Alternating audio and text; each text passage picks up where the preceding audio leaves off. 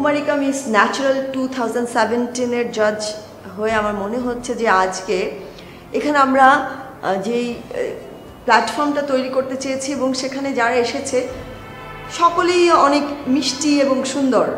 আমার মনে হয় আমরা অনেক ভালো ভালো মেয়ে পেয়েছি, ট্যালেন্টেড, এবং অনেক ন্যাচারাল বিউটি আমরা পেয়েছি যারা কিনা অনেক বেশি কনসিয়াস ন্যাচারাল বিষয়টার ব্যাপারে।